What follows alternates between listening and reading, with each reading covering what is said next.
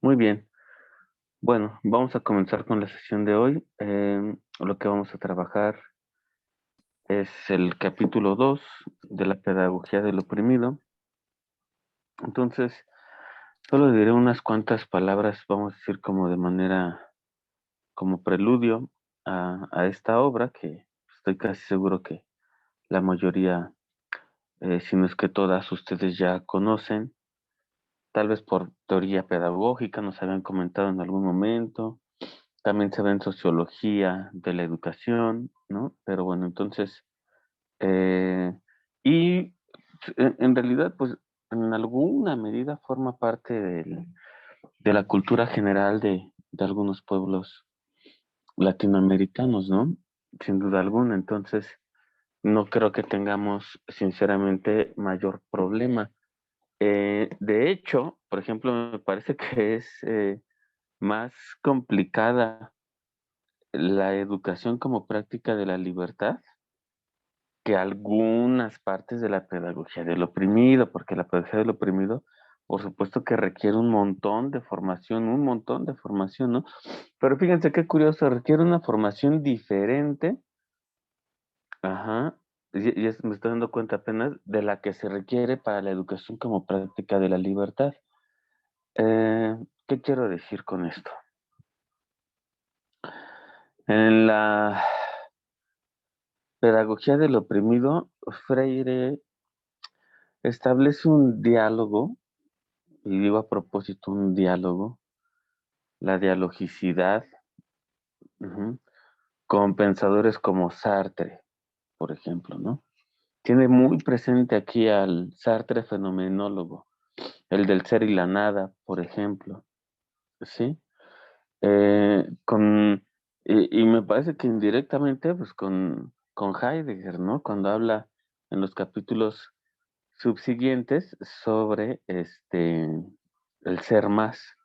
Entonces ahí también está indirectamente Heidegger, porque quien tiene mayor presencia es Sartre, pero también está Eric Fromm, ¿no? Con esto del miedo a la libertad, con esta obra, que también es una de las obras más consultadas de Eric Fromm, El miedo a la libertad.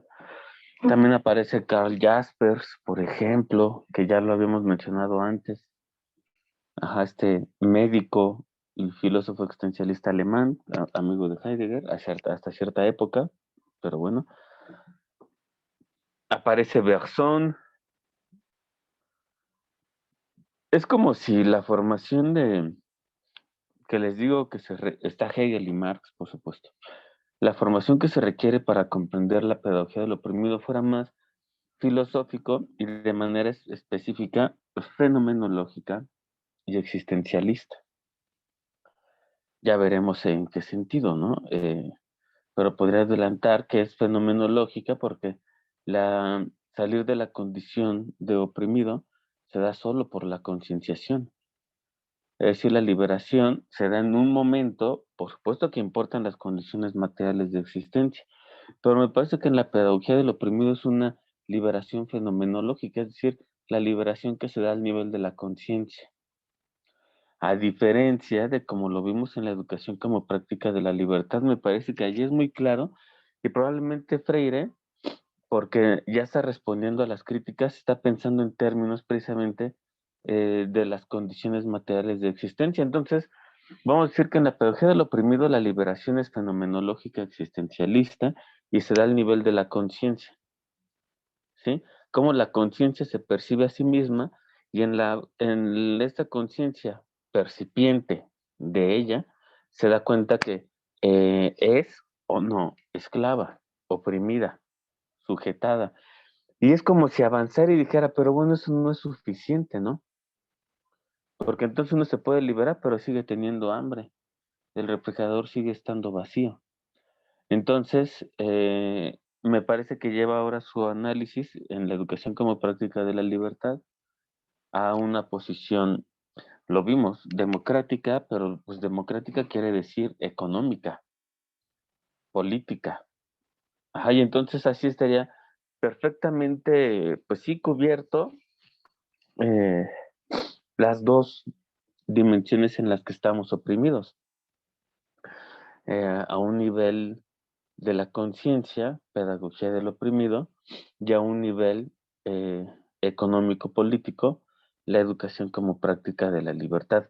Por eso es que yo les decía la primera clase de Freire allá en la facultad, que estoy convencido, por lo menos yo, los años que llevo dando a Freire, leyéndolo, ahora afortunadamente intercambiando lecturas con gente de Brasil, que las dos lecturas esenciales para tener una visión de conjunto certera sobre Freire son la pedagogía del oprimido y la educación como práctica de la libertad, ¿eh? Ya de ahí la pedagogía de la esperanza, de la autonomía, extensión o comunicación, por supuesto que tienen ideas valiosas, pero son como bracitos, como venitas, ¿no? Como ríos. Y el océano, no el mar, el océano, es la pedagogía del oprimido y la educación como práctica de la libertad. ¿Ok? Ahora, esas palabras que sirven como este preludio. Ujú. Ahora, vamos a hablar del capítulo 2, que pues va a ser un capítulo, es un capítulo que hace crítica, pero como toda buena crítica, pues propone, ¿no? Es una, es que luego no me gusta usar estas cosas porque coloquialmente quién sabe cómo las entendemos, pero es una crítica constructiva. Ujú. Esta sí es una crítica constructiva, vamos a decir. ¿Dónde comienza la crítica? En el capítulo 2, que es uno de los más leídos, de lo que más se cita de Freire, que escuchamos hasta el hartazgo en los pasillos de las facultades, ¿no? De educación o de filosofía. La famosa educación bancaria. Pero Freire, si lo leyeron, no llega directamente a la educación bancaria. Antes critica algo, y es la narratividad del educador. La narratividad, podemos decirle también la verborrea. Ajá. Entonces, eh, pues esta narratividad o esta verborrea, estas clases disertativas en las que el educador precisamente se la pasa gran parte del tiempo haciendo disertaciones, como es un modelo tradicional europeo, sin duda alguna, hasta el día de hoy las clases de filosofía en Alemania tienen esa naturaleza, ¿eh? O sea, el maestro escribe la clase, llega, la lee, pasan las 2 horas y cada quien se va a su casa. Listo. Freire diría, hoy no, no, no, eso es pura narración. Probablemente no te estás dando cuenta de que haces depósitos. Que ahora sí, la noción de depósitos o de depositar nos acerca a la educación bancaria. Pero vean, es como, o sea, Freire pensaba muy bonito porque pensaba ordenadamente, ¿no? Entonces, dice, es que hay una práctica tradicional en la que prima la verborrea, en la que vemos por todos lados la narración, unas clases, vamos a decir, disertativas, solo hay disertaciones sobre uno y varios temas, pero bajo esta concepción el alumno, el educando, el discente, es visto como una vasija. Más adelante, eso va a unas páginas nada más, es lo que se le llama educación bancaria. Pero antes de llegar a las varias definiciones que da de educación bancaria, leamos qué dice sobre la educación disertadora o la narración, etcétera. Entonces, en la edición impresa estoy en la página 72, pero si lo quieren buscar en su material, es el 1, 2, el quinto párrafo del capítulo 2 de la pedagogía del oprimido. No sé qué página sea en... La 78. Ok, en la impresa 72, en la que ustedes tienen 78. La de ustedes es más actual, ¿eh? Sí, mi libro es la 8ª edición. creo que de la pedagogía del oprimido hay como 50 ediciones ya, una cosa así. Ajá.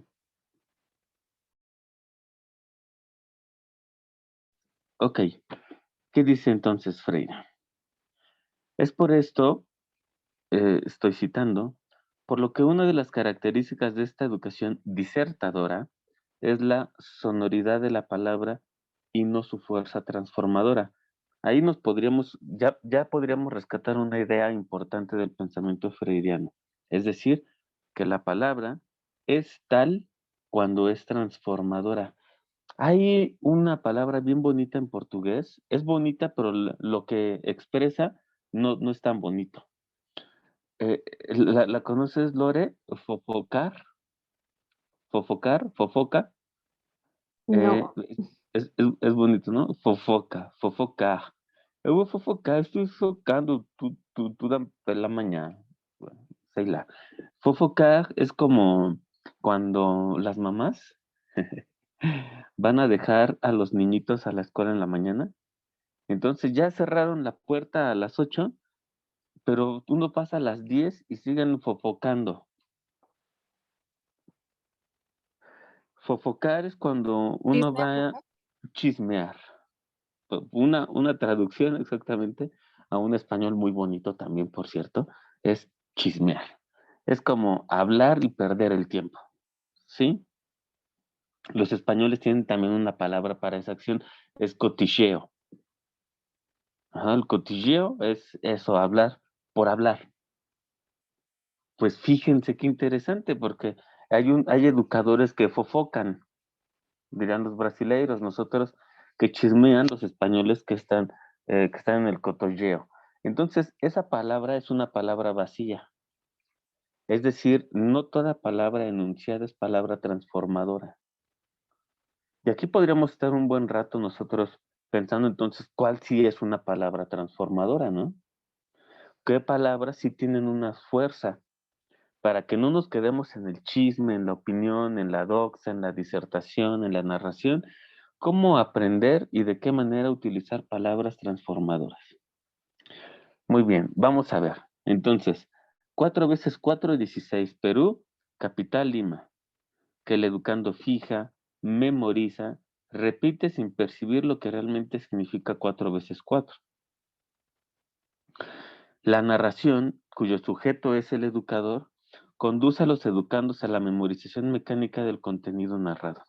Estoy casi seguro que la mayor parte del conocimiento, o que nosotros llamamos hoy en día conocimiento, pensando cada quien haga el ejercicio en su propia historia de vida académica, estamos más del lado de la memorización que de una percepción o transmisión crítica por medio de una palabra transformadora.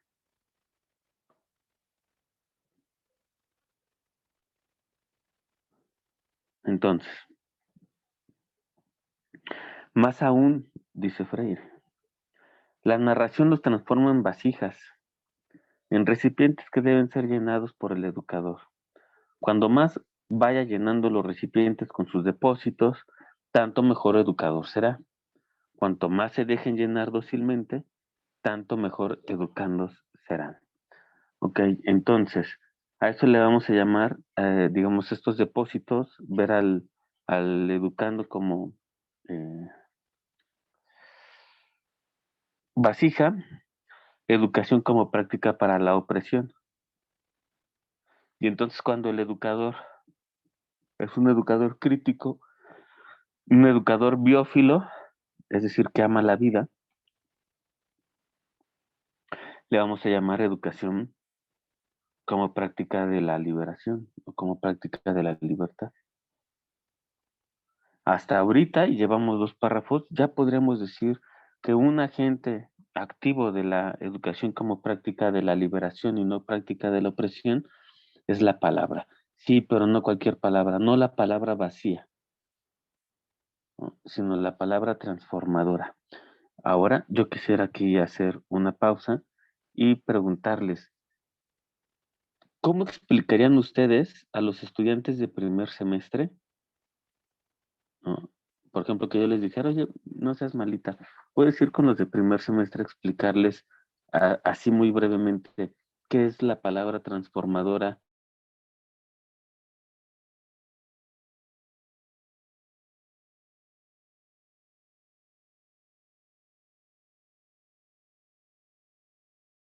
Ahora,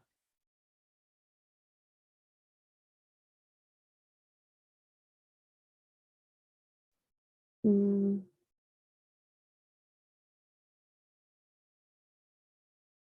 me sacó un momento esto. ¿Ya me escuchan bien otra vez? ¿Sí? sí. Ya, perdón. Ok. Entonces eso, ¿cómo lo pondrían en sus palabras? O un ejemplo, lo que quiero es que nos escuchemos. Sí, Andrea. Ay, no sé, bueno, no sé qué tanto va a ser con mis palabras, pero creo, o sea, así la entiendo, ¿no? También como conforme fui leyendo el texto.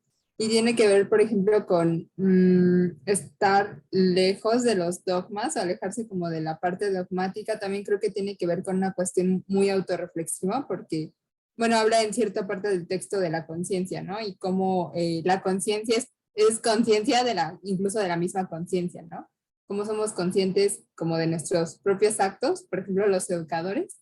Y siento que en ese sentido debe haber como una propia reflexión de las prácticas, ¿no? De lo que haces y de para qué lo haces, de los propios fines, todo eso. O sea, no nada más, porque bueno, al final de cuentas todo esto tiene que ver con un gran sistema que reproduce esas prácticas de opresión, ¿no? Entonces, justo es comenzar a cuestionarlas o comenzar a mirarlas. Y bueno, esto se va a lograr justo en el diálogo, ¿no? Entonces es alejarse como de esta parte tan, tan como opresiva, ay, no sé cómo decirlo, creo que eso, como algo muy autorreflexivo y alejado de lo dogmático y de lo que reproduce como, como estas prácticas de opresión. Sí, entonces un carácter reflexivo y lo que decía eso está muy bien. O sea, la conciencia, que al final es conciencia de ella misma. Eso es puro hegelianismo. En Hegel es la famosa autoconciencia, que ahí no acaba, ¿no? En realidad, de ahí hay que avanzar a la razón. Pero Freire no llega hasta allá, ¿no? Se queda con la autoconciencia. Entonces, por supuesto, eh, yo creo que algunos profesores ya, oye, pero pues eso es obvio, ¿no? Pues el carácter reflexivo de nuestras prácticas educativas diarias, etcétera. No me parece obvio y no me parece que todo el mundo lo haga, ¿no?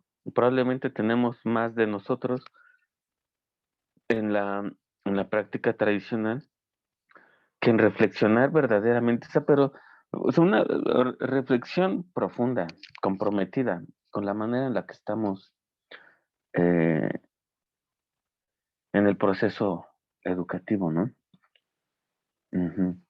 Eh, También salir de lo dogmático pues, es bien difícil, ¿no? Porque eso implica el reconocimiento del otro. Eso también es Hegel. Sí, el reconocimiento del otro, en tanto que el otro es problemático, puesto que Hegel creía que siempre que pongamos a dos sujetos, uno frente al otro, uno va a querer reducir a la condición de esclavo al que tiene enfrente. Y el otro va a querer reducir al que tiene enfrente a la condición de esclavo, la famosa dialéctica del amo y el esclavo. Solo que Freire precisamente considera que, dice, bueno, ya estamos en este atolladero planteado por Hegel en la fenomenología, la dialéctica del amo y el esclavo. No va a pasar lo que pensaba, por ejemplo, Rousseau, que el hombre es bueno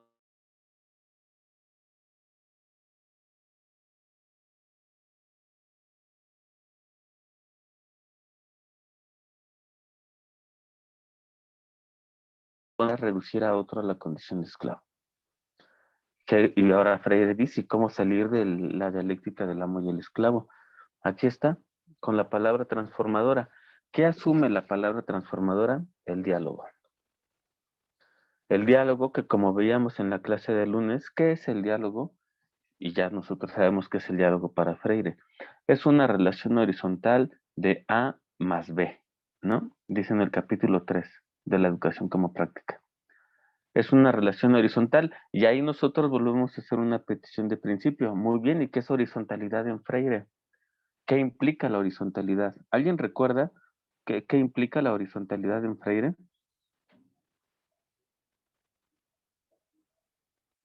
Hablaba de hablar con el otro y no para el otro, ¿no? Uh-huh. ¿Y recuerdas, Daniela, por ejemplo, algunas palabras como, hoy diríamos como valores, digamos, o características que debe tener el educador libertario o biófilo? No, me agarró en curva. Pues te voy a dar una pista, Daniela. Amor, humildad. Ya dijo, ya escribió Sofía. ¿Qué más? Sigamos, sigamos. Respeto. Ajá. Valor, humildad, respeto, fe, esperanza. Sí. La horizontalidad implica humildad. Entonces, la educación bancaria, por contra, las clases disertativas, las clases narrativas, pues no tienen humildad, ¿no? Porque pues no ven que yo sé un montón de ustedes, ¿no? Entonces debe estar en silencio.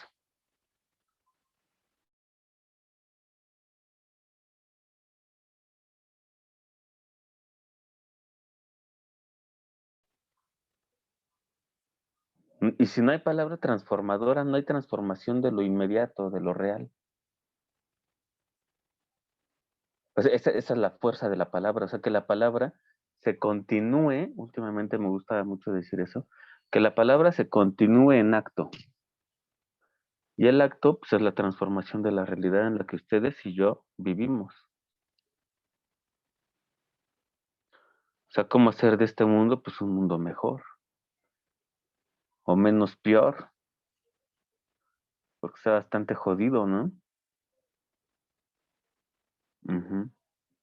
Ok. Entonces, la educación, si se dan cuenta, en nuestro análisis ya la sacamos de las aulas. Vamos por buen camino. Porque afortunadamente educación no es escuela.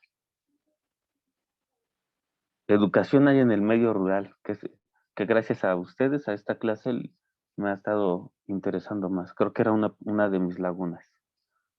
O no sabía lo suficiente. ¿Mm? Entonces, en el ámbito rural, por supuesto que hay educación, ¿no? En el campo, lo vimos nosotros, en las minas de Bolivia también hay educación, ¿no? En la pampa chilena con Gabriela Mistral, por ejemplo, etcétera. Entonces, la palabra transformadora educa, porque va a terminar transformando la realidad en la que tú y yo vivimos. Muy bien, si nosotros avanzamos ahora a la página 74 o en el de ustedes a la 78 probablemente, vamos a ver una serie de conceptos, ¿no? De definiciones ordenadas en orden alfabético. Sí, es en la página 80. Ok, en la 80. Vamos a hacer lo siguiente. Me gustaría que cada uno de ustedes leyera una de las palabras hasta donde lleguemos, porque ustedes son más, y de las letras y comenten cada oración, ¿no? Que da Freire. Presten un montón de atención porque hay varias que parecen idénticas. Ya me pasó en nuestro semestre, pues es que dice lo mismo. No, pongamos mucha atención en los verbos que utiliza Freire, porque alguien como Freire no diría lo mismo, no tendría chiste, ¿no? Vamos a comenzar con Lore. Jocelyn, ¿tú te arrancas? Sí, Eso.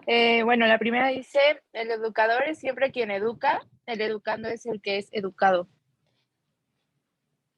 Pues es básicamente como esta direccionalidad, donde solo el profesor es quien tiene el conocimiento y pues el alumno no puede interactuar de cierta forma con el profesor porque él es el que recibe el conocimiento que él imparte. Muy bien, me gustó mucho la palabra que usaste, las dos palabras, direccionalidad e interactuar. Ok, muy bien. Incluso hasta cierto punto parecen antónimos, no sé, ahorita iremos viendo. Muy bien, pues yo creo que así, de manera voluntaria, funciona mejor, ¿no? El B.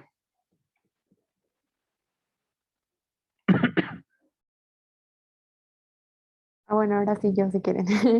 El educador es quien sabe, los educandos quienes no saben.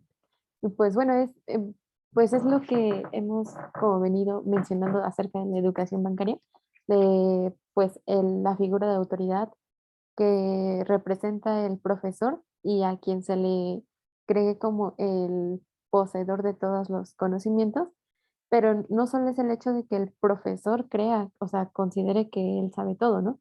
Sino el hecho de que nosotros como estudiantes creamos que el profesor sabe todo y que nosotros no sabemos nada. O sea, es, ajá, como tener, bueno, lo que decía Freire más adelante, es como tener, y que tiene que ver mucho con Hegel, es tener la conciencia del otro en mí, o sea, tener la conciencia del opresor en mí y pues actuar desde ahí. Entonces, ponerte en la posición de no saber nada y por ende no decir nada y que el profesor siga afirmando o se siga afirmando que el profesor es el que sabe o tiene pues todos los conocimientos de la materia en la que pues, de la que está hablando, pues.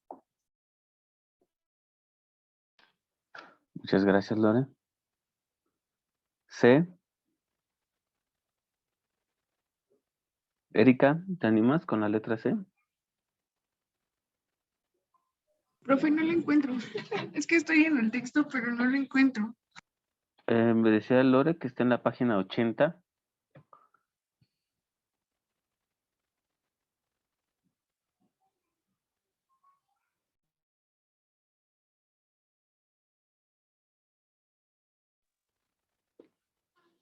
Son como una orden de una lista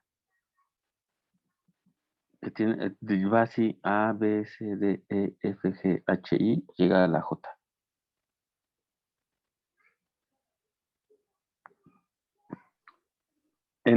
Si quieren, en lo que da con la página, Erika, ¿alguien se anima con C? Y ahorita ya que comente D. Yo, si quieren. Bien, pues gracias, Sofía. C. El educador es quien piensa, el sujeto del proceso. Los educandos son los objetos pensados.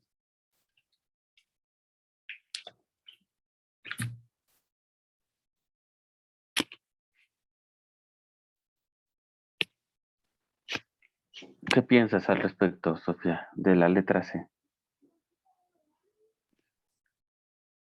Bueno, ahora que dijo que Freire no diría lo mismo en diferentes incisos, me dejó pensando, porque para mí todo el listado tiene un solo objetivo, que es evidenciar que en el proceso educativo de la educación bancaria, el educando queda como justo como el objeto del que se habla y no el sujeto que está hablando.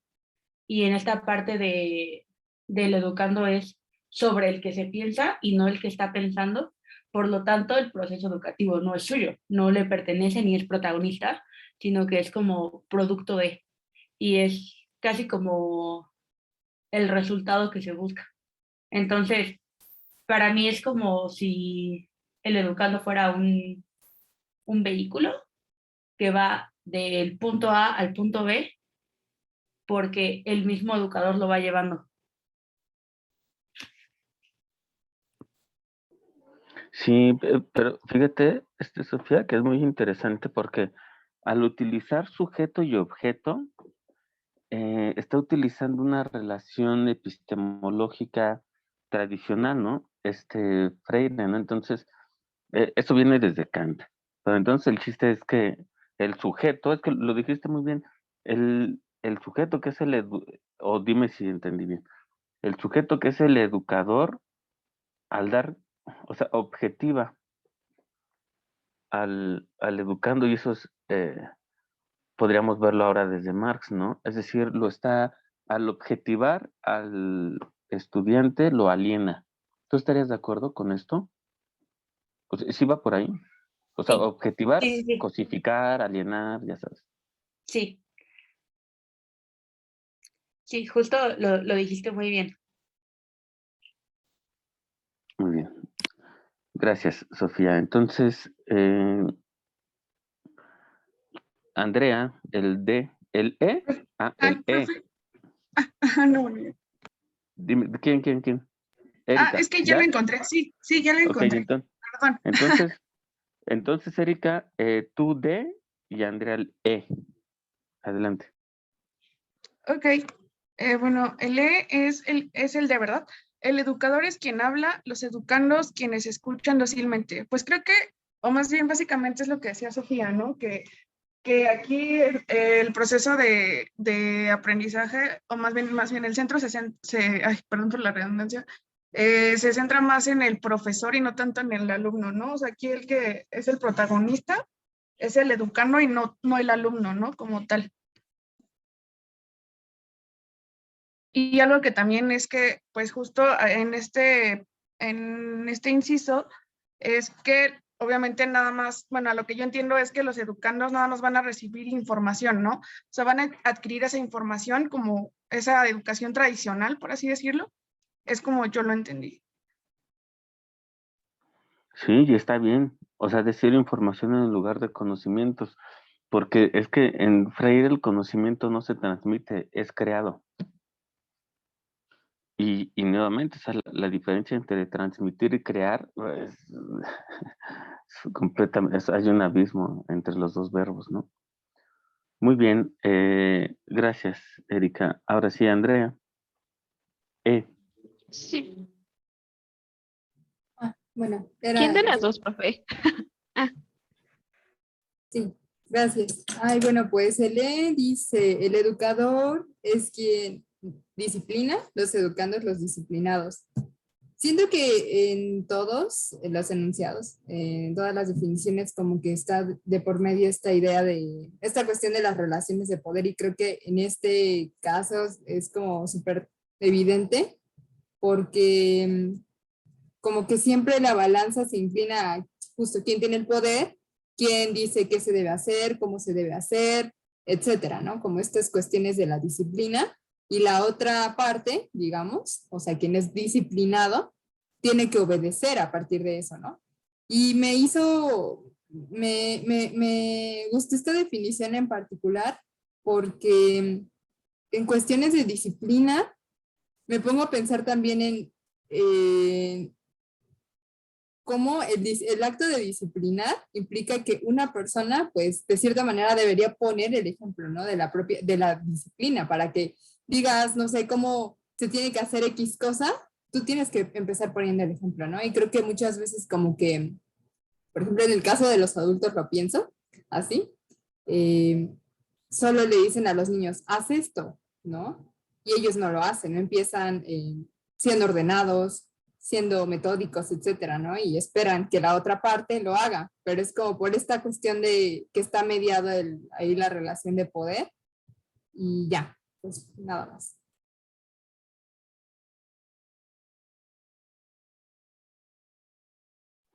Sí, gracias, Andrea. Ujú. Fíjate, relaciones de poder. Este libro se publicó en 1968, año clave en todo el mundo, ¿no? Y es interesante porque ya en las Europas, específicamente en Francia, Foucault ya empezaba a escribir precisamente sobre el poder. Pero sí, pareciera que antes lo hace Freire, ¿eh? Aunque no entienden por poder lo mismo, ¿no? De hecho, o sea, Foucault prácticamente estaría en contra de, su noción de poder va en contra de la que tiene Freire. Freire todavía cree que el poder es de arriba hacia abajo, del maestro opresor al alumno oprimido. Y Foucault lo que requerían varios puntos, ¿no? Por ejemplo, el, el alumno es oprimido, pero él también ejerce un poder. O sea, el poder no solo es padecido, ¿no? El poder se padece y también se ejerce, y a veces al mismo tiempo. Y en donde se pierde más, pues es en que Freire concibe en la educación bancaria, pues ahí está bien claro su idea de poder, en una verticalidad, ¿no? En este caso, en una verticalidad epistemológica, del que sabe mucho al que supuestamente nada sabe. Y el poder en Foucault es microfísico, es capilar, dice, ¿no? Por ejemplo, en Vigilar y Castigar. Pero bueno, muy bien, muy bien. Gracias, Andrea. Ahora, ¿quién se anima? Ujú. Pero me gustaría que ahora fuera sobre la letra H. A ver si lo quieren leer. Y después de leerlo dicen, ah, pues yo quiero la H. Sí, gusta yo, profe. Muy bien, por favor. Dice, el educador es quien escoge el contenido programático. Los educandos, a quienes jamás se escucha, se acomodan a él. Pues creo que tiene mucha relación con lo que decía la compañera, ¿no? Con esto del poder y de que, pues, se tiene la idea de que siempre el educador es quien tiene toda la verdad y todo el conocimiento. Y como Paulo Freire lo dice, ¿no? Nada más lo vacía, o sea, el educador es quien digiere toda la información y simplemente la da, entre comillas, a los educandos, ¿no? Y a estos no se les pregunta, pues nada, no se les toma en consideración para los temas, para la forma en que se van a impartir y todo esto, ¿no? Ujú. El silencio, Andrea, ¿no? Creo que nuevamente es una injusticia, o sea, el perdón que traiga el concepto de otro pensador, pero finalmente es muy cercano a Freire, Boaventura de Sousa Santos, es una injusticia epistémica. O también es otro concepto muy bonito en Boaventura de Sousa Santos, a ver si lo metemos al otro año a él. Se comete un epistemicidio, Andrea. Son los términos que utiliza de Sousa Santos, ¿no? O ellos dirían G. Sousa Santos. Epistemicidio. ¿Por qué? Porque fíjense qué lamentable, porque cuando el educador bancario, o el educador opresivo, o el educador alienante, o el educador necrófilo, que es a lo que pasaremos, reduce al silencio, como vemos con Sofía, aliena u objetiva al discípulo, le está matando sus propios saberes. Matando sus saberes, eso es un epistemicidio. Hay un montón, o sea, acontecen un montón de epistemicidios todos los días en las aulas, ¿no? Porque es que, profesor, yo no sé eso, pero yo sabía que, sí, pero ese tú sabías que, no, aquí no me importa, porque importa lo que yo puse en el programa. Este saber es el que importa. Eso es un epistemicidio para pronto. Ujú. Entonces, por eso es que hay ciertos proyectos que están inspirados en Freire que son muy valiosos, ¿no? Para no cometer epistemicidios. Básicamente las universidades comunales y las bilingües, ¿no? Ujú. Creo que ya habían colocado aquí antes, no me acuerdo quién puso la página, ¿no? Sobre una universidad comunal en Oaxaca. Pero bueno, Sofía, te escuchamos. Ay, perdón, levanté la mano porque quiero leerla ahí, pero no sé si me estoy Ah, adelantando. no, ya, échale, vas muy bien. Ok. Yo pensé que habías dicho levanté la mano porque aquí donde estoy la levanté también, pero no, a ver. Y el educador identifica la autoridad del saber de su autoridad funcional, la que opone antagónicamente a la libertad de los educandos. Son estos quienes deben adaptarse a las determinaciones de aquel. Y la quería leer porque voy a tomarme la libertad de regresarme a algo que habla en el primer capítulo Freire, y es esta parte de que cuando se instala este pensamiento sobre el opresor, sobre el oprimido, perdón, se le quita su libertad de pensar, y cuando se le quita su libertad de pensar, se le quita esta libertad de ser. Entonces, el oprimido, cuando es oprimido, ya ni siquiera es, porque no tiene lo que lo hace, lo que le permite ser. Y aunque el opresor diga que esta no es como una función esencial o que él se la haya quitado, o sea, para mí es como el pensamiento vértice pedagógico de Freire, que es que si el oprimido, perdón, no tiene libertad de crear su propio conocimiento, vive bajo el conocimiento que le da el opresor y queda eternamente como oprimido por él. Y como está internalizado en su pensar, ni siquiera es capaz de ver la realidad completa que le permite ser libre. Entonces, también en la pregunta que se hizo al principio de la clase, de qué es la palabra liberadora es aquella real que contempla la realidad completa y dinámica, que también menciona Freire en la educación como práctica de la libertad, real y completa que le pertenece porque el mismo oprimido construyó. Ajá, lo dijiste muy bien porque precisamente en la página siguiente hemos pensado, te felicito, esto último está muy bien. Pensamos que el oprimido está fuera de esta realidad que tú dijiste es dinámica y yo diría también es compleja en el sentido de que no la podemos aprender directamente como totalidad. Imagínense tal cosa, ¿no? Pero más bien el oprimido está adentro, por lo que lo acabas de decir, porque él también la construye. Digamos, es una paradoja. Es un estar dentro fuera. Ujú. Es eso, es un estar dentro, pero por fuera. Cómo me gustan esas cosas, esas paradojas. Está dentro porque la ha construido, pero o sea, pero queda afuera, ¿no? Lo que ya hemos dicho un montón de veces, todas las domitilas que son invisibilizadas. El niñito que vende dulces descalzo en el metro está dentro, pero ya se entiende ahora si uno dice sí, pero también está afuera, al mismo tiempo. Ujú. Vamos para allá. ¿Cuál podría ser? Me gustaría escuchar podría ser Dafne. Dafne, ¿qué podría pasar? ¿Qué opinión te mereces sobre este tema? ¿Por qué tenemos, vamos a decir, miedo a que el oprimido hable, a que enuncie su palabra transformadora? ¿Cuál es el problema con la enunciación de la palabra transformadora o Sofía decía liberadora, ¿no? Eh, no te preocupes, no te preocupes. Alguien puede usar su micro y mientras tú vas escribiendo tu respuesta, ¿va? Sin ningún problema. Voy a hacer la pregunta, quien quiera utiliza el micro y después leemos el comentario de Dafne. Ujú.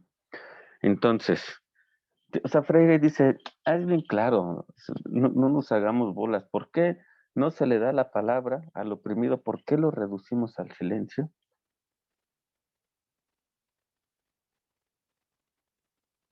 ¿Ya tu micrófono? No, no manches. A ver, ¿cómo está eso?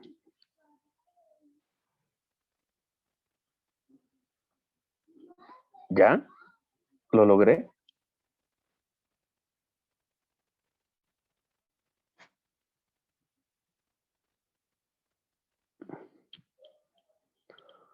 Porque si no, no sé qué habré hecho. Ujú.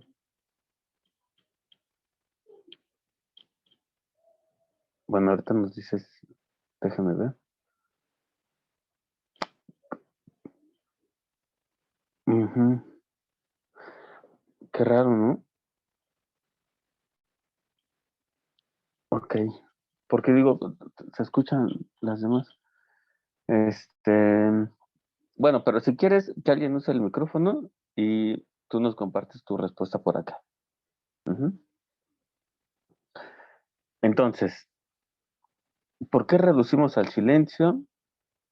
¿Por qué la memorización? ¿Por qué verlos como vasijas, como objetos? ¿Por qué los alienamos? ¿Por qué? Etcétera, etcétera. Es muy inmediata la respuesta, pero hay que detenerse ahí.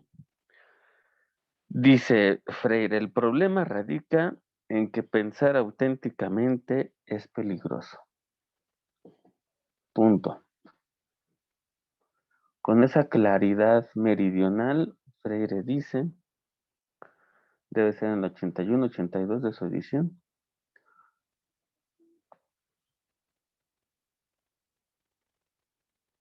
Así empieza el párrafo, tal cual con esa oración. El problema radica en que pensar auténticamente es peligroso. Es la página 82. El, 8, ajá, 82. ¿Qué párrafo es, Lore? el último. Ah, entonces vamos bien, nada más va. Sí, también aquí es el último, pero vamos adelantado, ¿no? ¿Por qué? O sea, fíjense, Sofía 1, ¿por qué? O sea, es bien claro, el problema radica en pensar auténticamente. Perdón, en que pensar auténticamente, también lo primero, porque es un problema pensar auténticamente, pero porque es peligroso. Aquí piensen, ¿para quién es peligroso? ¿Qué beneficios le puede traer a quien se atreva a pensar auténticamente? ¿Qué lo puede motivar a pensar auténticamente? Hagámonos preguntas y tratemos de resolver. Sofía.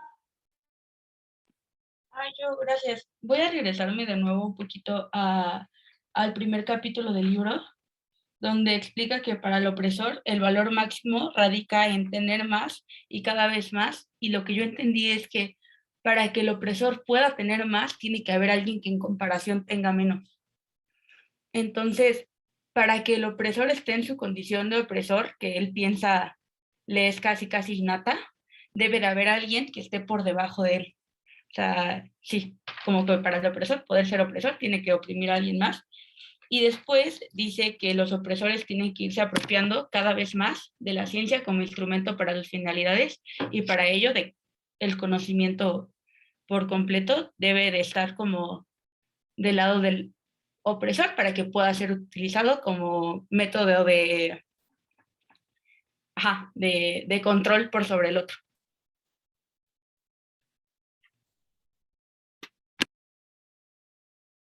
Ujú. Muy bien. Gracias, Sofía. ¿Había otra mano levantada? ¿Hay alguien más? Yo la levanté, pero creo que ya, no, mejor no. Ujú. Ok. Dafne, la pregunta es, ¿por qué es o para quién es peligroso que los oprimidos piensen auténticamente? ¿En dónde está el peligro en pensar auténticamente, en pensar por uno mismo? ¿Por qué es peligroso atreverse a pensar? Yo, profe.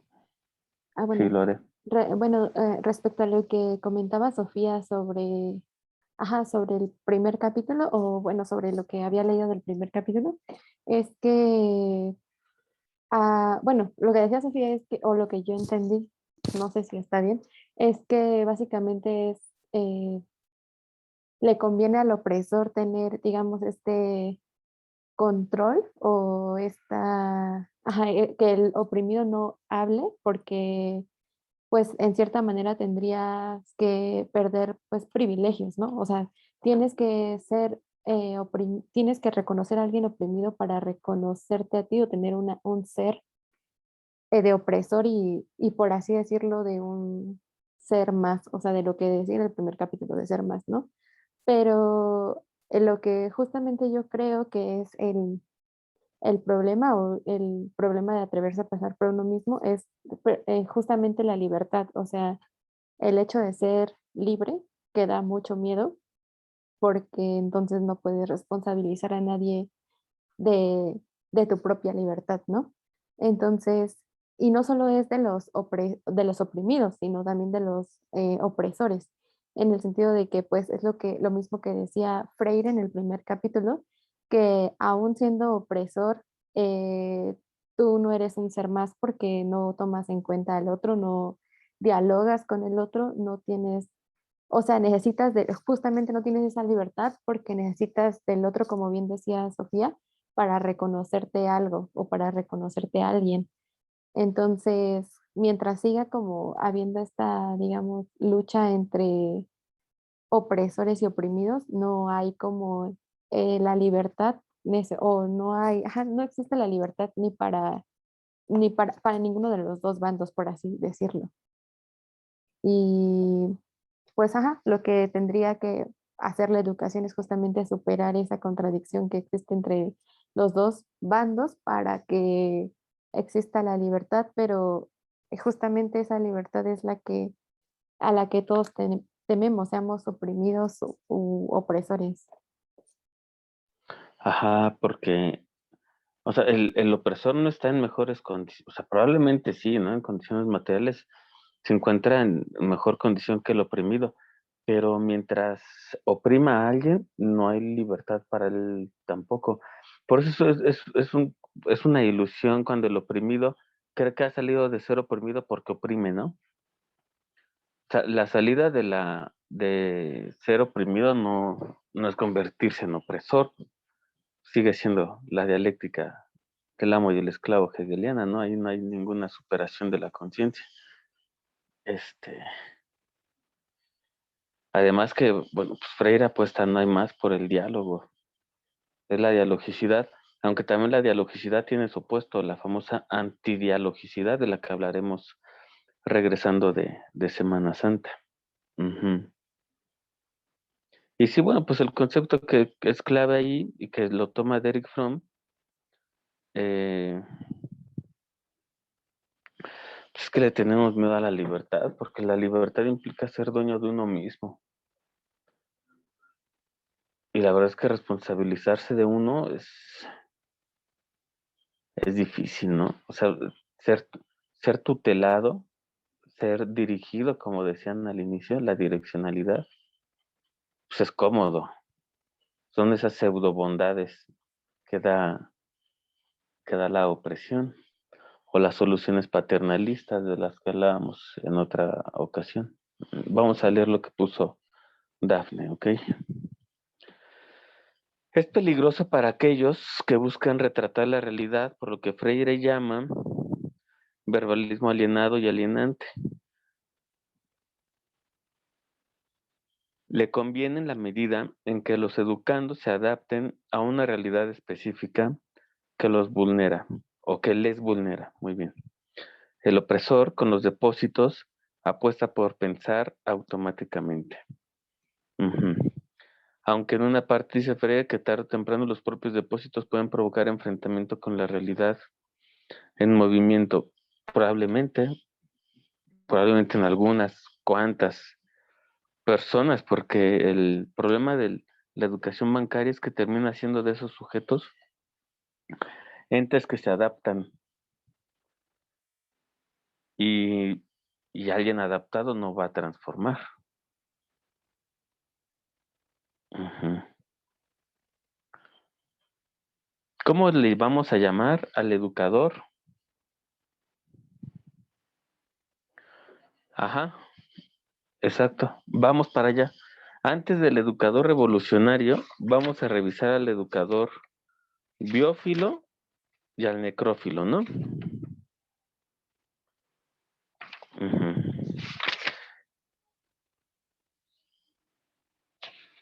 Ok, si eso está en la página 81, probablemente en la edición de ustedes debe estar en la 83, 84.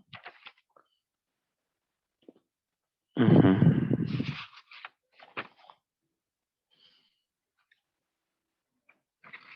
Entonces, muy bien, ya tenemos que es un problema para el opresor pensar auténticamente. Para empezar, porque implica salir de la educación bancaria. Y la educación bancaria aliena. ¿Qué tenemos ahí? Dice Freire, si solo así tiene sentido el pensamiento, si solo encuentra su fuente generadora, creadora, transformadora en la acción sobre el mundo, el cual mediatiza las conciencias en comunicación, no será posible la superposición de los hombres sobre los hombres, la dominación de unos sobre otros. O como decía Freire, Marx en el manifiesto del Partido Comunista, la explotación del hombre por el hombre. Tal superposición o explotación en Marx, que surge como uno de los rasgos fundamentales de la concepción educativa que estamos criticando, la sitúa una vez más como la práctica de la dominación.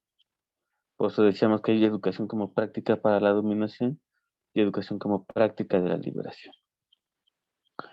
De la dominación, que se basa en una falsa comprensión de los hombres a los que reduce a meros objetos, como ya señalamos, no puede esperarse que provoque el desarrollo de lo que Fromm denomina biofilia, vida, filia, amor o amistad, sino el desarrollo de su contrario, la necrofilia.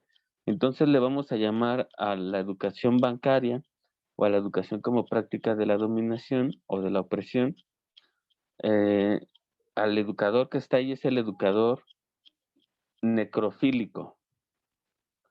Y el educador que libera, el educador que transforma, el educador revolucionario, el educador que potencializa el pensamiento auténtico, educador biófilo, porque ama la vida, ama el movimiento, le gusta la voz, el diálogo, y al otro le gusta el silencio, los muertos. Un muerto ya no habla, pues nosotros estamos vivos.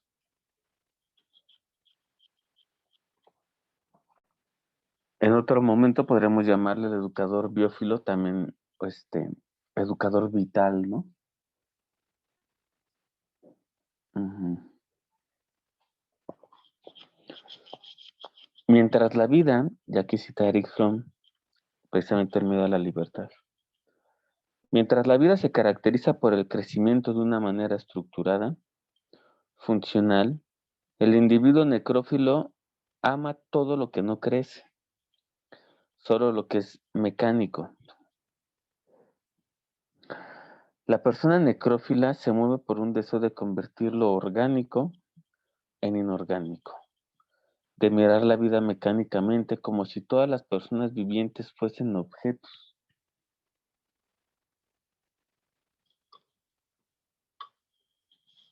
Todos los procesos, sentimientos y pensamientos de vida se transforman en cosas. Qué cosa tan fea. La memoria y no la experiencia. Tener y no ser. Eso es lo que cuenta. De hecho, ese es título de uno de los libros más bellos de Fromm. Tal vez lo digo porque fue el primero que yo leí de Fromm. Tener o ser. Caminos y extravíos de la conciencia. Ahí se llama Tener o ser, caminos y extravíos de la conciencia. Muy bien, entonces, el individuo necrófilo puede realizarse con un objeto, una flor o una persona. Ya llegar a ese nivel está cañón, ¿no? O sea, ver a una flor como objeto o una persona. Únicamente si lo posee. Son mis alumnos. Es mi escuela, etcétera. Esos pronombres posesivos que es bien difícil aprender a usarlos. En consecuencia, una amenaza a su posesión es una amenaza a él mismo. Si pierde la posesión, pierde el contacto con el mundo. Y continúa más adelante. Ama el control y en el acto de controlar, mata la vida. El educador necrófilo, que es el bancario, que es el opresor, que es el antirrevolucionario, que es el antiauténtico, etc. Así de fácil, mata la vida. Te quedas callado. No se levanten de la silla. Pues es que es un niño.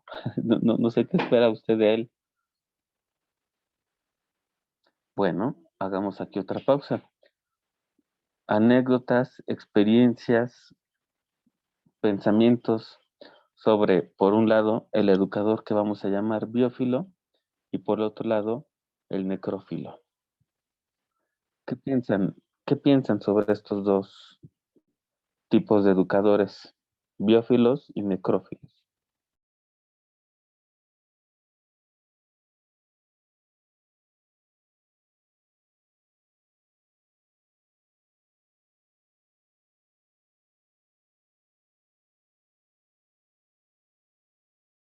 Pues, ay, y bueno, yo otra vez.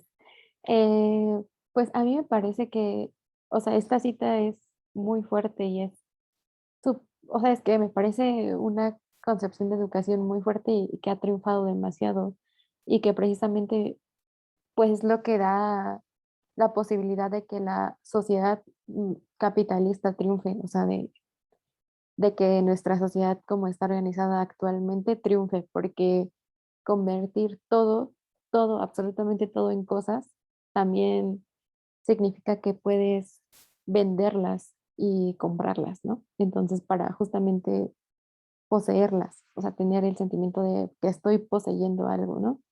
Entonces, pues sí me parece muy, eh, o sea, muy impactante la cita, también por el término de necrófilo, porque creo que pues es justamente que no solo es el maestro, ¿no? Sino que después convierte a los estudiantes en personas necrófilas y después eso a gran escala en una sociedad igual en la que justamente ya no hay mm, sentido como a la vida, o sea, no hay sentido de poder moverte y romper con esas relaciones de, pues sí, de objetivación, ajá, de convertir en objeto todo, o sea, todo.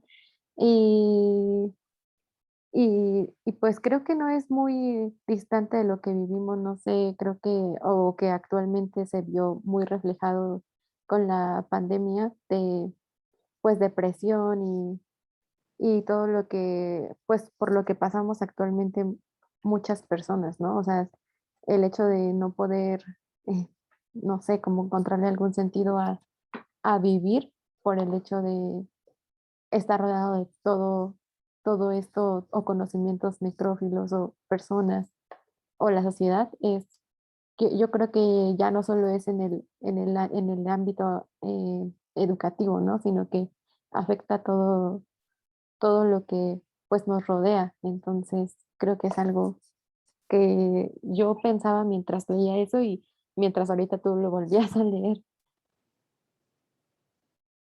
Sí, porque solo un objeto no le encuentra sentido a la vida. O sea, el libro que tengo aquí en las manos, o el celular, los audífonos, el papel de baño,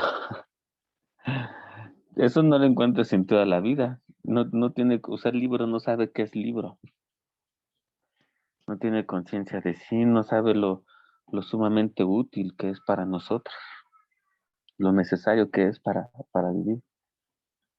En cambio, nosotros sí. Pero eso es lo deseable, porque sí parece que la regla es que pues somos seres necrofílicos, ¿no? A mí me llama mucho, mucho, mucho la atención, porque ahora se escucha con más frecuencia jóvenes entre los 15 y los 22, 23 años, que no se quieren levantar, o sea, son las 8 de la mañana y se levantan sin ganas de hacer algo, ¿no? "Ay, es que hoy no quiero hacer nada, sí, o sea, pero no has hecho nada, o sea, todavía estás en la cama acostado y no tienes ya ganas de hacer algo, está cabrón. O sea, sí es lamentable, ¿no? Y si revisas qué hizo el día anterior o la semana anterior, así como que muy desgastado, como para que vaya empezando el día y todavía acostado digas que no quiero hacer nada, puede ser síntomas, vamos a decir, de necrofilia, ¿no? Porque ya todo está mecanizado, todo es gris, ahí ya está ganando el opresor. Entonces ahí lo que tenemos que hacer es sacarlo de nosotros. La vida es creación, dice, lo dijo Freud al inicio de ese párrafo, ¿no? La vida es creación, la vida es movimiento, la vida es, como decía Sofía hace rato, es dinámica, como la sociedad. Entonces, si la sociedad se mecaniza, sí, claro que sí, Dafne.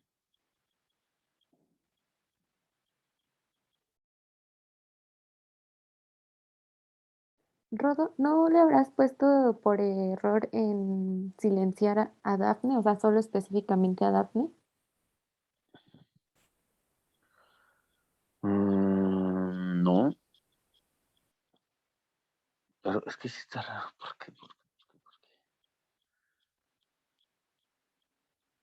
Ahorita lo vamos a resolver. A ver ahí.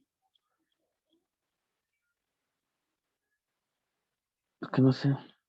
No, no se pudo, Dafne.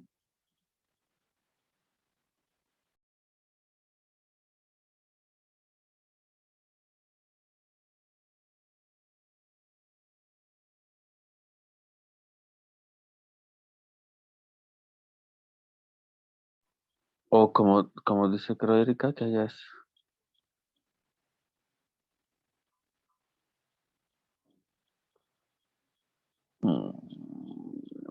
Qué feo. Ujú.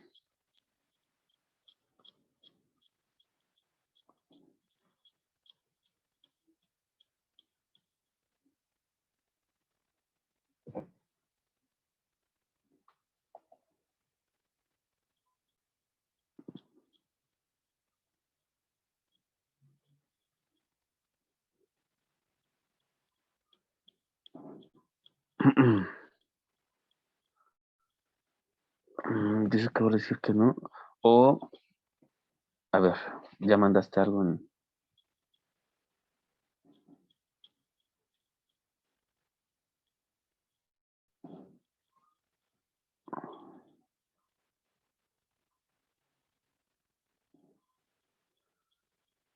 Ajá.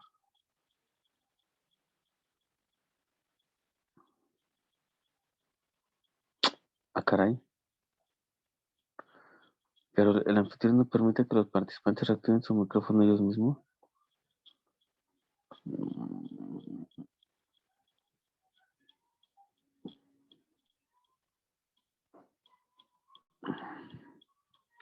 A ver, ¿cómo lo solucionamos? Podría ser lo que dice Sofía. Y si mandas nota de voz al grupo de WhatsApp y alguien con celular lo pone en su micrófono. Ujú. Este, déjame ver. Pues sí. ¿O alguien tiene alguna otra idea? No, pero pues si quiere yo lo puedo reproducir. Órale. Entonces, a ver, grábalo, eh, Dafne. Fíjense, la pura tecnología. Muy bien. Esperemos, ¿no? Vamos a esperar al comentario de Dafne porque ella tiene interés a hablar sobre esto de la juventud necrofílica, la sociedad necrofílica. Ujú. Educadores necrófilos, etcétera, etcétera. Podríamos hablar de una época necrofílica, probablemente, ¿eh? Ahí están los temas de tesis, ¿eh? Se regalan temas de tesis. Ujú.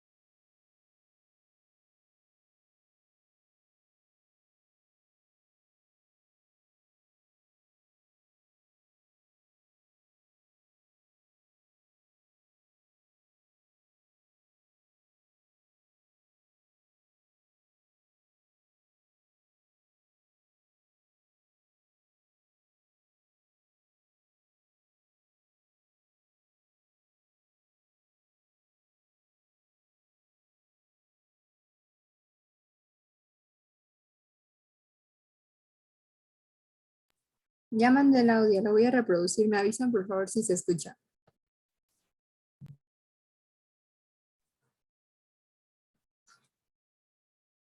Ay. Bueno, esto de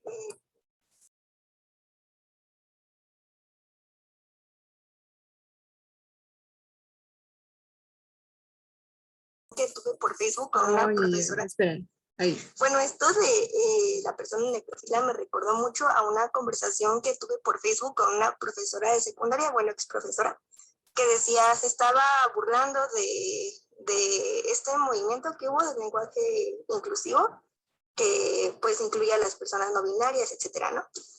Y me recordó mucho esta maestra a este texto cuando dice que la persona necrófila ama todo lo que no crece, todo lo que es mecánico, de mirar la vida como si todas las personas vivientes fueran objetos, porque muchas veces, bueno, el argumento de esa maestra era que pues el lenguaje servía para comunicarse y que no debía de cambiarse, porque si se cambiaba, pues ya no comunicaba, pero yo creo que el lenguaje sirve también como una herramienta para representar las cosas de la realidad, y si el lenguaje no representa las cosas que existen en la realidad, entonces se ve a las personas como objetos o como cosas que no son vivientes, que no se mueven, que no se pueden transformar. Y también vemos al lenguaje como cosa mecánica, pues somos, no sé, bueno, yo lo pienso así. Yo pensé en esa lectura de esa maestra como una persona necrófila, porque decía también la lectura que una amenaza a su posesión es una amenaza contra el mundo. Entonces ella, de alguna manera, creía que el lenguaje era así y se apropió de esa manera del lenguaje. Y una amenaza contra esa apropiación del lenguaje significaba una amenaza pues a su propia manera de concebir la realidad, y es algo que esa persona necrófila que ama el control y que en el acto de controlar mata, pues no puede permitir. Y a eso fue lo que me recordó. Ya, listo. Ay, perdón, es que no cerré el micrófono sin querer, pero bueno, ahí está. Gracias, Dafne. Gracias, Andrea. Fíjate que, Dafne, que Freire en sus primeros libros dice todos. Y el hombre, y así, ¿no? Pero ya en algunos libros del 80, de la segunda parte del 80, de la década de los 80,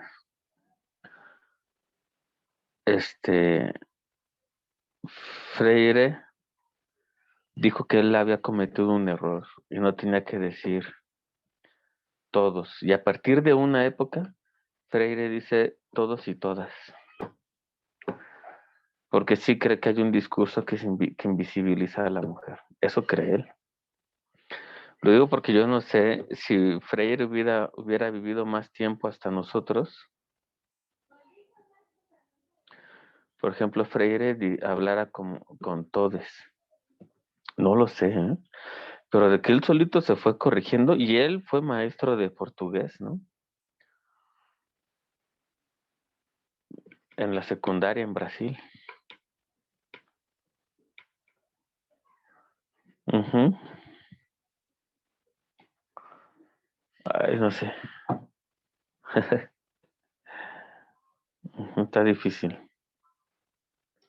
Pero muy bien. Sí, y así hay un montón de maestros necrófilos, ¿no? O sea, pues por supuesto, yo mismo tengo, o sea, por supuesto, tengo un montón de momentos necrófilos, ¿no?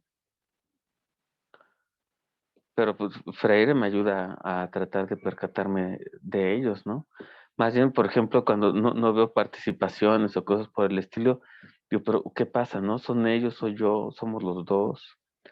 ¿Es la escuela? ¿Es haber regresado a presencial de una manera más o menos abrupta? ¿Qué pasa, no? O sea, y son un montón de cosas, pero entonces ahí viene la reflexión. ¿Qué podemos hacer? Porque obligar no puedo.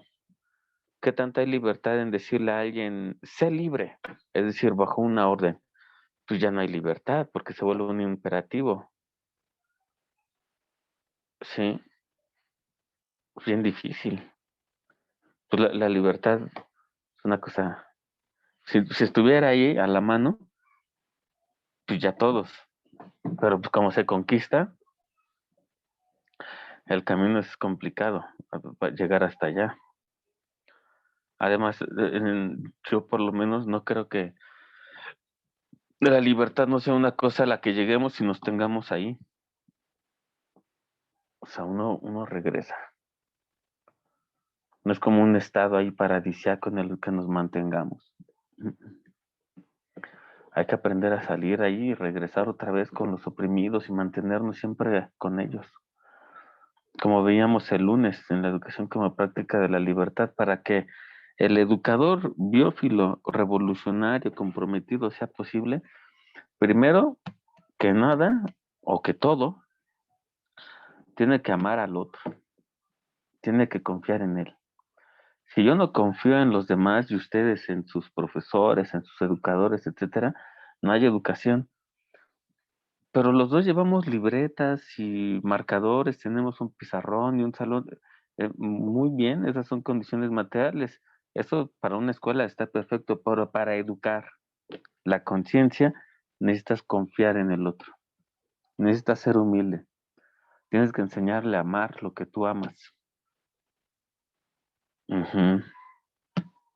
Y mantenernos ahí. Recuerdo cuando yo era adjunto de Renato en identidad y práctica profesional del pedagogo, y entonces alguien le decía, oye, pero entonces, ¿qué onda? ¿Se puede ser siempre, o sea, puedo ser pedagogo todo el tiempo?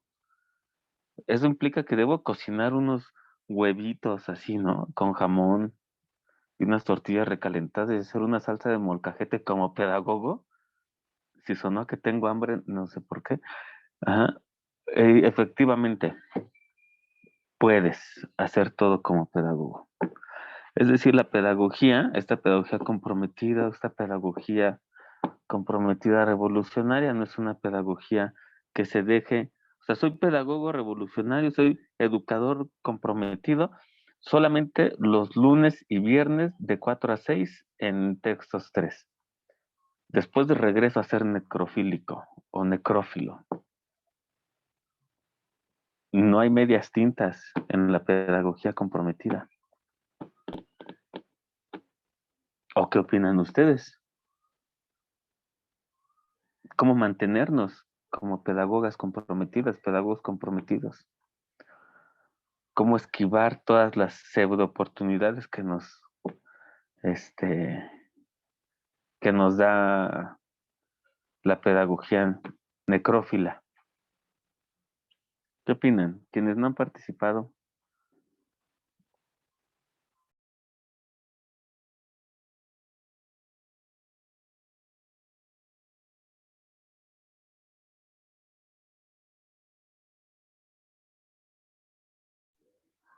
¿No? Si no, se vale repetir.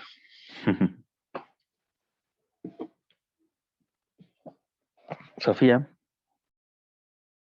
Gracias. Yo estaba esperando el momento para rescatar una cita que está así desde el segundo capítulo. Igual creo que yo también tengo una edición distinta a la de la mayoría del grupo, pero está en la página 85 y habla de que los hombres de repente ya son pasivos y que se entiende la educación como este proceso en el cual se vuelven adecuados para el mundo. Y entonces, como que esta concepción de educación es la que justifica la educación bancaria, porque es esta idea, creo que de Dewey, que es como de, yo llegué antes a esta realidad del mundo, entonces te voy a transmitir a ti el conocimiento que ya tengo de esta realidad, que es más amplio porque yo llegué antes, y te la voy a pasar y con ello, pues tú ya podrás adecuarte al mundo, que es el objetivo primario de la educación. Y parece una idea que incluso mientras yo la articulo, encuentro muchos puntos débiles que podría refutar. Sin embargo, también a mí me sorprende mucho siempre que hablo con la gente que me dicen como, es que estudiar en la UNAM ha de estar bien, pero también, ¿no sientes que llevas muchas materias de relleno? Como que, ¿cuál es el objetivo de que leas tanta filosofía? ¿Eso de qué te va a servir en tu... O sea, si entendemos la educación superior como una formación profesional, que ya casi se entiende como una formación laboral o una capacitación laboral, ¿de qué te sirve eso? Entonces, regresando a la pregunta, yo creo que parte de esta pedagogía crítica o liberadora o demás, pues es esta parte de estar en constante proceso de escuchar el mundo, porque también suscribirse a esta idea es comprender que la realidad es cambiante y es dinámica, y entonces tengo que estar en constante escucha para estar a la par del cambio y poder aplicar ese cambio a la realidad que está también en mi tiempo y espacio, que es algo que decía Freire en la práctica de la libertad, que si yo estoy en mis ideas que están por fuera de mi tiempo y de mi espacio, y al mismo tiempo estar en una realidad que ya no existe, pues no son aplicables y están por fuera de. Esa es mi reflexión. Muchas gracias, Sofía. ¿Alguien más sobre esto mismo o sobre el comentario de Sofía? Pues sobre Ujú. lo que comenta Sofía ahorita es como, ajá, como eso de constante cambio o sea, estar dispuesto a reconocer que la realidad no es única y acabada y que, pues obviamente, aunque nosotros tengamos ahorita pensamientos que digamos revolucionarios para las generaciones pasadas, seguramente cuando seamos generaciones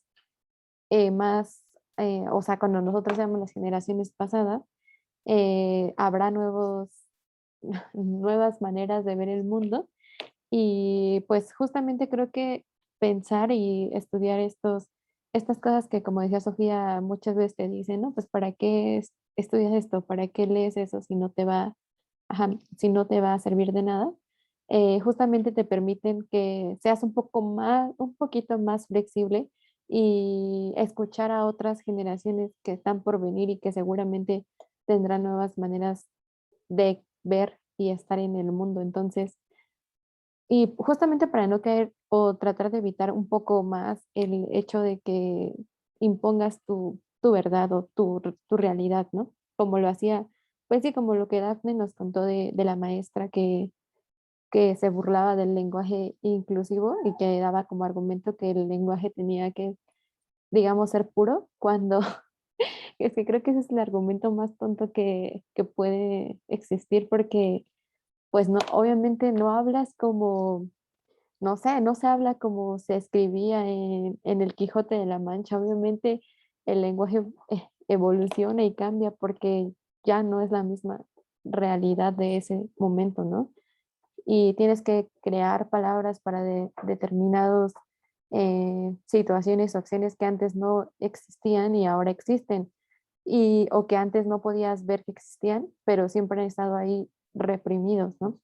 Es como esto, bueno, o sea, como que siempre me recuerda al tema de Deleuze en el hecho de que, pues eso, de que crear una literatura o sea, no crear una literatura para la minoría, sino ser minoría en la literatura, ¿no? O sea, en el lenguaje, ser minoría y escuchar estas, pues otras visiones del mundo.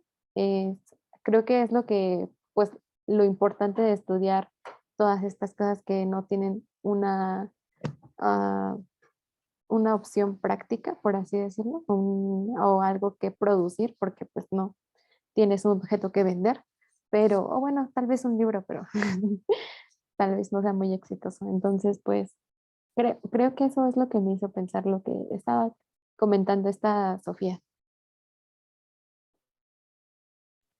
Gracias, Laura. Ujú. Vamos a acabar la clase de hoy con la siguiente cita y ya está. A ver, fíjense lo que dice Freire acá. La educación como práctica de la libertad. Yo estoy en la 88, tal vez en la 90, 91. Es último párrafo. ¿sí? Entonces tenemos aquí la educación como práctica de la libertad. Al contrario de aquella que es práctica de la dominación, implica la negación del hombre abstracto, aislado, suelto, desligado del mundo, así como la negación del mundo como una realidad ausente de los hombres. ¿Quién traduce eso a español del Valle de México? Vamos a releer. Ujú. La educación como práctica de la libertad, al contrario de aquella que es práctica de la dominación, implica la negación del hombre abstracto, aislado, suelto, desligado del mundo, así como la negación del mundo como una realidad ausente de los hombres.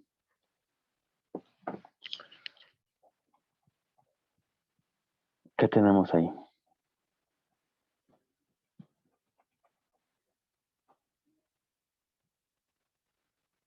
Fíjense que dice entonces, hay una educación como práctica de la libertad que al contrario de aquella que es práctica de la dominación,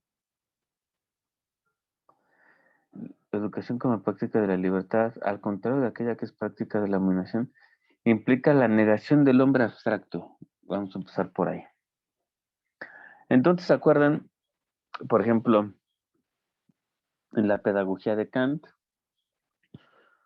Entonces, ¿cuál es la definición de educación que da Kant? Específicamente de Bildung. Entonces dice, por ejemplo, en la introducción de la pedagogía, el hombre solo llegará a ser lo que la educación haga de él. A la pregunta antropológica, ¿qué es el hombre? Kant responde, el hombre es su educación. El hombre solo llegará a ser lo que la educación haga de él.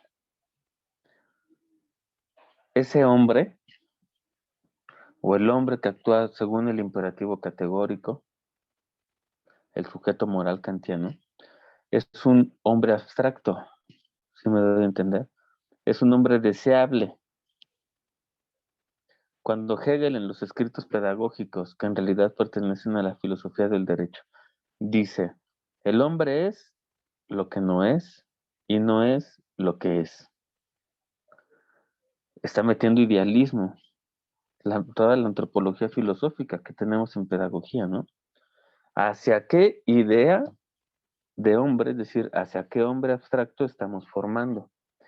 Y entonces el hombre decimos de él que está educado cuando ha llegado a ese hombre abstracto, a esa idea de hombre que nos hemos hecho. Pues Freire está diciendo, hay que empezar por negar ese hombre abstracto. Yo les pregunto, supongo que eres más claro, ¿por qué? ¿Por qué ese hombre abstracto, tan querido en la antropología filosófica alemana, es un problema, no menos que en la norteamericana? El ciudadano de John Dewey, que es donde acaba su pedagogía, en el Citizen, también es un hombre abstracto, ¿no? Es lo mismo en los escritos ingleses. El ideal de hombre es el gentleman, y sigue siendo un hombre abstracto. ¿Por qué Freire, latinoamericano, dice, pero eso es problemático? ¿Por qué? ¿Qué relación hay entre la postulación de un hombre abstracto y la educación como práctica de la dominación? A ver, ¿quién se anima? Ya para ir cerrando la clase de hoy. Andrea. No estoy segura, ¿eh? Pero yo creo que tiene que ver con esta idea de que justo, digamos, la,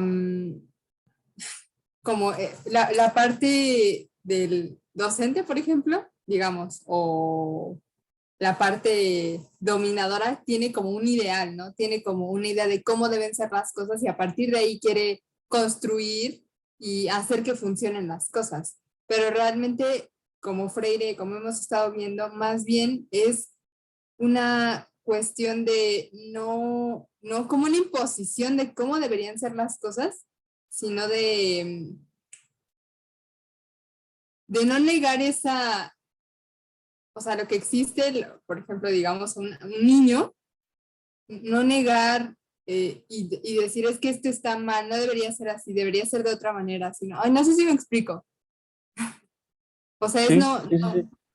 es como no, que no continúe como esa imposición, ese ideal y, y por tanto se niegue o se quiera borrar, digamos, la existencia real de las personas.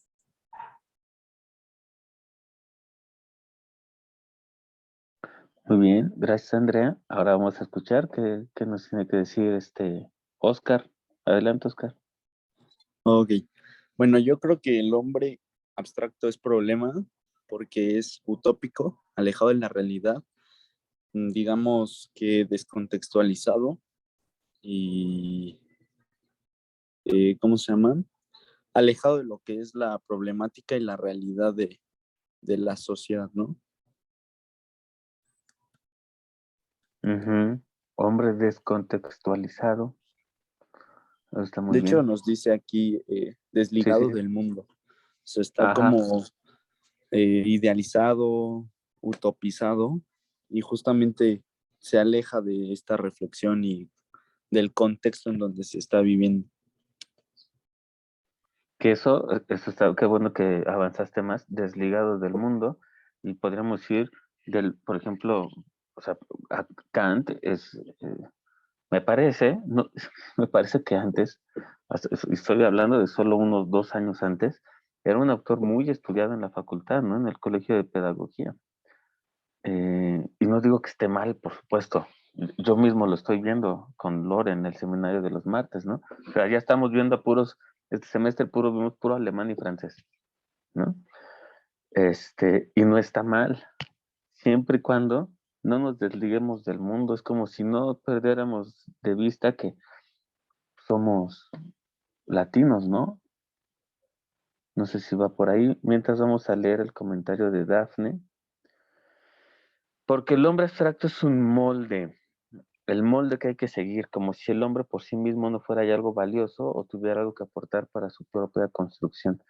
Exacto, es que pues nos choca el minero, el campesino, la prostituta, el niño mismo, entonces le tenemos miedo al hombre real, también como decía Andrea, y entonces vamos a postularnos a este hombre, porque como somos está mal.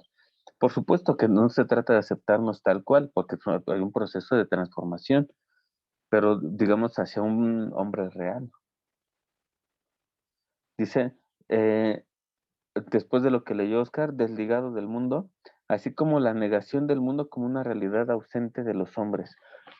Esto de verdad que lo he mencionado toda la semana, yo creo, en todas mis clases. Es algo que me tiene muy preocupado, yo creo. Todos los chavitos, las personas adultas en general, que pasan un pinche ratote en el celular, en el Face, en el Instagram, en todas esas madres. Y entonces me pregunto qué está pasando hoy en día que el mundo real, el mundo externo, el resto de los sujetos, ya no tienen, según ellos, nada que ofrecerles, ¿no?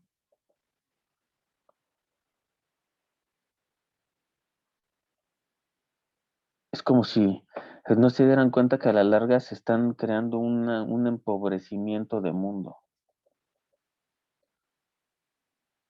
Ujú. Entonces, para alguien en unos años, con toda esta falta de experiencia, con toda la falta de mundo que se está dando a sí mismo, va a ser muy difícil que se lea a Paulo Freire, es decir, no sé cómo se le va a leer en 20 años, cuando va a ser una generación que creció desligada del mundo real. ¿Sí me voy a entender?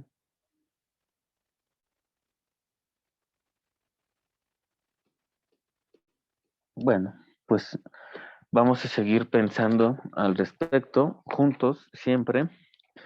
Yo les propongo dejar por aquí la clase de hoy. Nos vamos a ver en presenciales el lunes 18, si no estoy mal. Y entonces me gustaría que para el lunes 18 nos leyéramos ahora el capítulo 3. Hoy estuvimos con el 2. Regresamos a presenciales con el capítulo 3 sobre la dialogicidad y la antidialogicidad y esas cosas. Y después de eso, vamos a tener 2 clases más para mantenernos todavía en Brasil. O sea, tenemos una más de Freire, ya está ahí. Y luego vamos a tener 2 clases más de Moacir Gadotti y su Pedagogía de la Tierra. Ujú. Y ahí terminamos Brasil. Después de eso, ya nos queda solo mayo y creo que avanzamos bastante bien porque solo estaremos 3 semanas en Argentina en el mes de mayo. Y ahí lo vamos a dejar. O sea que probablemente acabemos en vamos a hacer lo posible, Lore y yo, para que acabemos el curso la tercera semana de mayo. Esto porque es importante, pues para que vayan pensando en el video que van a hacer como trabajo final. Recuerden que el trabajo final es un video entre 3 y 5 minutos. Yo creo que está perfecto. Nos lo pueden hacer llegar por WhatsApp, por compartir el Drive, aunque lo mejor para ustedes y para nosotros es que lo pongan en YouTube. Y ya nada más nos pasan la liga y listo, ¿no? Recuerden también que el video no tiene que ser necesariamente de la unidad Brasil o Argentina. Puede ser sobre cualquiera de los temas vistos en el semestre, inclusive del tema del que entregaron el ensayo. No pasa absolutamente nada. Sí, de preferencia en YouTube. Hay un montón de aplicaciones para que hagan el video desde su celular. O sea, es algo que no les va a quitar mucho tiempo y que pueden disfrutar, por el contrario, bastante. Si no es que ya lo hacen, ¿no? Hay otros compañeros que nos han mandado TikTok, nos han mandado este podcast en el que se sientan más a gusto. Ujú. Y que tengan unas felices y merecidas vacaciones. Nos vemos después de Semana Santa. Gracias, Lore. Hasta luego. Que estén muy bien. Chao, chao. Gracias, hasta Gracias, luego. hasta luego. Hasta luego. Buenas vacaciones. Igualmente. Gracias.